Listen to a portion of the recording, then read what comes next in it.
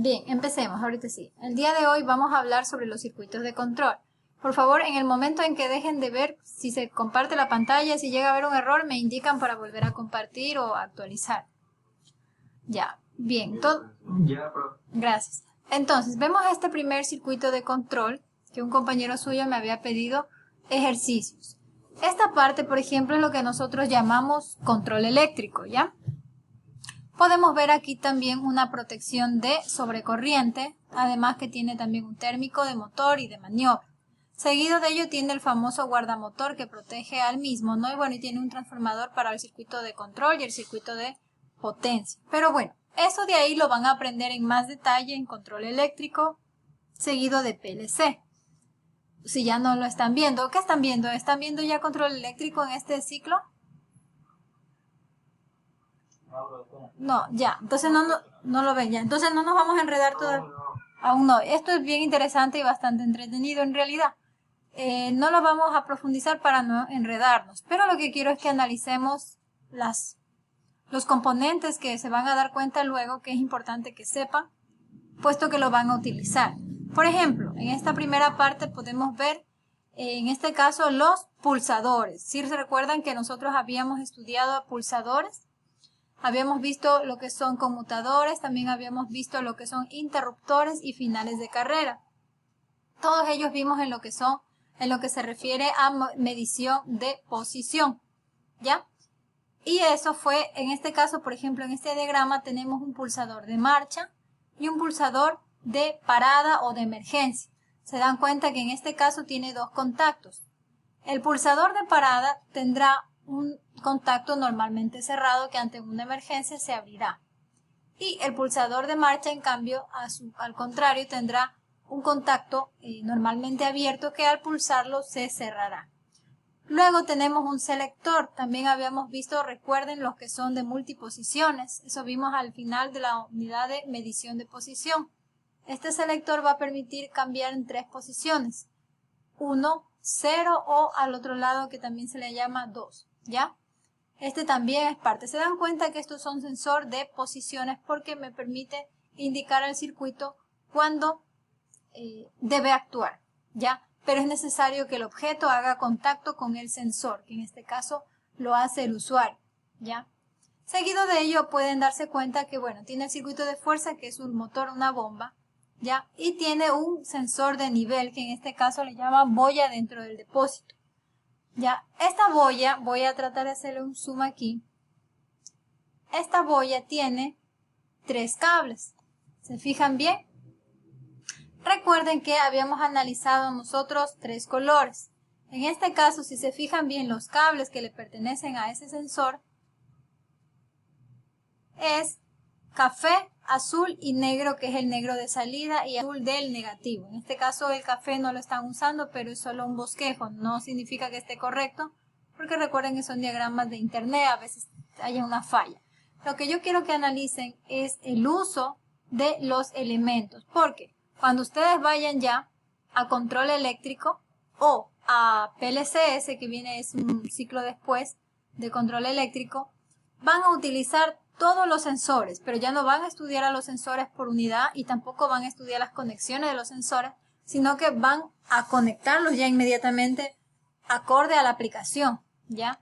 Entonces, en este caso, este sensor de nivel va a cerrar o va a abrir un circuito dependiendo del nivel que llegue, porque trabaja con un ángulo. Este de aquí específicamente lo vamos a ver en el capítulo de nivel.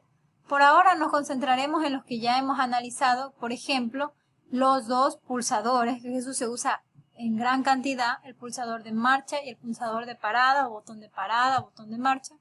El selector, si permite, por ejemplo, cuando se quieren trabajos que hagan de manera automática o de manera manual, ya, ese también se utiliza. También se utilizan luces de emergencia de piloto, ya. Acá tenemos otro circuito que pueden darse cuenta. Ya, este tiene otras características también importantes. Bueno, las protecciones, que eso no lo vamos a analizar, puesto que ya lo van a ver ustedes en control eléctrico. Analicemos qué tiene los pulsadores, ¿verdad? Aquí podemos darnos cuenta que tenemos el pulsador de rojo y tenemos aquí el esquema de un circuito normalmente cerrado. Este es el esquema de un circuito normalmente cerrado y esta que parece E significa que es pulsable, es decir, es un pulsador donde va a hacer contacto, en este caso el objeto del usuario, con el mismo. ¿Ya? Esto significa esta E y esa rayita significa que es un pulsador, pero normalmente cerrado. Así también los números que ustedes ven, 11, 12, pertenecen normalmente cerrados.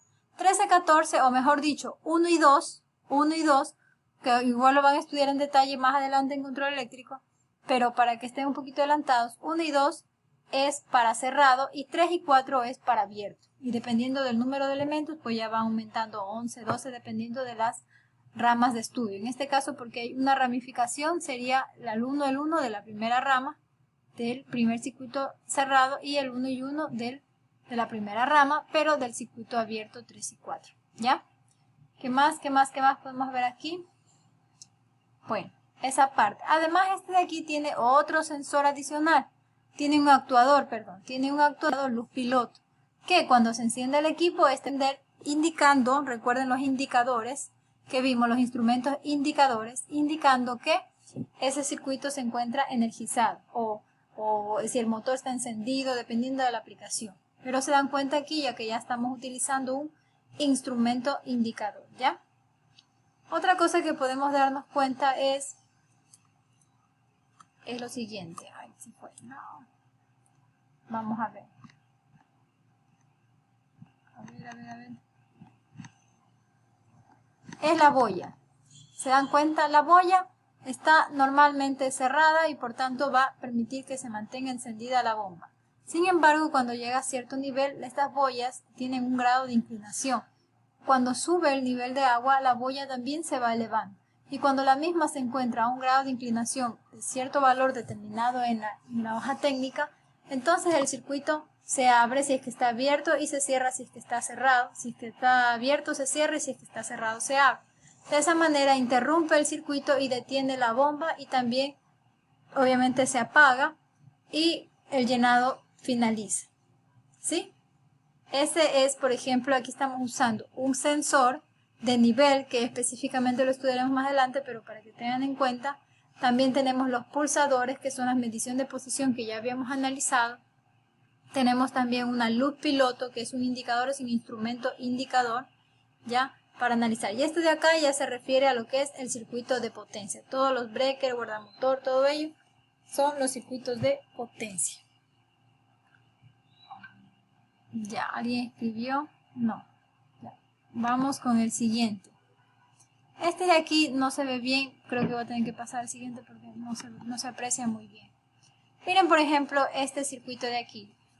¿Sí lo ven todos?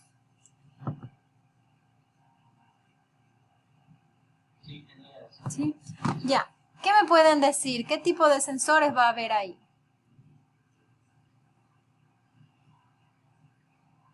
¿Mm? ¿Ya? Sensor de proximidad. Tal vez no habrá finales de carrera. Ya, podría ser. De resignación. De resignación. Bien. Miren, por ejemplo, aquí nos podemos darnos cuenta que tenemos un control, ¿no es cierto? Control remoto que emite una señal infrarrojo, ¿no? Hasta infrarroja, perfecto, ¿no es cierto? Al sistema de control cercano a la puerta, porque esto no va a activarse si está lejos el carro. En este caso parece un taxi. Ya, entonces, esto se activa el control y permite que la puerta se abra. Probablemente tenga una luz piloto, ¿no es cierto?, para indicar siendo la acción. Va a haber un motor quien actúe para permitir que la puerta se abra finalmente. Ahora, ¿qué más vemos aquí? Que la puerta se abrirá, no se abrirá infinitamente, ¿no es cierto? No se abrirá de manera infinita, sino que tendrá un tope cuando se active el sensor final de carrera superior, ¿no es cierto? También constituye una célula de seguridad que probablemente es para evitar que cualquier persona quiera entrar. Ya, hoy se movió. Vamos a ponerlo por acá. Ya. Y aquí podemos ver dos motores que uno sube y uno baja de la puerta. La acción de dos motores en realidad, pero puede ser uno solo, dependiendo de la configuración de la puerta. Hay muchos tipos. Ya. Y bueno, así también tenemos cuando ésta llegue a su posición final para que se detenga la acción. ¿Ya? Es lo que podemos ver. ¿Qué pasó aquí? Ah, ya está muy grande. Es lo que podemos ver en este circuito. Muy sencillo.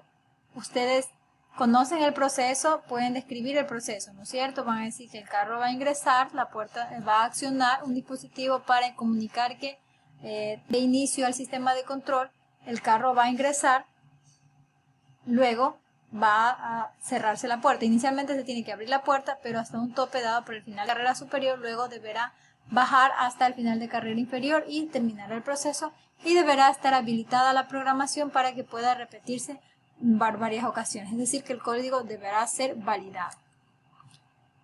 Ya, aquí tenemos un esquema, antes de que se pase, aquí tenemos un esquema de lo que normalmente ocurre hasta todo lo que hemos estudiado. Por ejemplo, el bus de campo en este caso, bueno, comunica a todos los equipos lo que deben hacer. Aquí tenemos, por ejemplo, un sensor fotoeléctrico, ¿no es cierto?, que envía esta información aquí, uno al dispositivo, ¿no es cierto?, en este caso que es un motor, otro a este servoaccionamiento DC, que en realidad es otro motor, y a estos sensores de proximidad que también envían información aquí, probablemente al servo de accionamiento del motor, y al variador de frecuencia para en función de eso generar el valor determinado en función de la aplicación. Torre de luz que va a indicar en qué etapa está, rojo, blanco, verde, pero qué significa cada una dependerá obviamente del programador.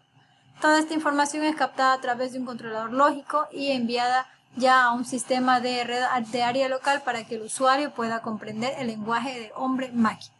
Entonces se dan cuenta que en este sistema, que luego ustedes van a aprender en detalle lo que es un variador de frecuencia, eso lo ven en PLC, ya aprenden específicamente, deberán conocer cómo conectar y qué cosa conectar. ¿Qué cosa se va a conectar? Los sensores, ¿ya? Los sensores tanto de entrada, de salida, sensores de entrada y actuadores en la salida. Van también a conocer, en este caso pueden ser sensores de proximidad o sensores de contacto o cualquier tipo. Ya, así también van a conectar en la salida actuadores y volviendo a los sensores que pueden ser digitales o analógicos, ¿ya? Bien, en este último, tenemos otros más, ya. En este otro proceso que vamos a revisar, me encontré varios con respecto a de nivel, pero déjenme ver si están los que, ya sí están los que yo tenía programados. Ya, este de nivel los vamos a saltar un poquito porque no hemos estudiado todavía el sensor de nivel, pero para que tengan una idea, este tiene un ángulo, miren, así ocurre, tal y como está. Ahí todavía el circuito se encuentra cerrado y la bomba sigue funcionando, como el circuito visto anteriormente. Cuando llega a cierto ángulo, ya el péndulo con el cordón del sensor, cuando llega a cierto ángulo, puede ser los 0 grados o puede ser un poco más alto, ya, este se apaga. Es decir, se abre el circuito y la bomba se detiene. Tal y como sucede, así funciona. Igual vienen con 3 cables, ¿verdad? Vienen con los cables de alimentación y con el cable de salida que nosotros estudiamos, que era el color negro, ¿ya? Pero eso lo vamos a estudiar en detalle después. Bien, otro que quiero que estudien, que revisemos antes que... Vamos a saltarnos un poquito. Miremos este diagrama de acá. Miren este diagrama, este es un diagrama que ustedes van a hacerlo. Ahorita no se los explico mucho porque no quiero enredarlos.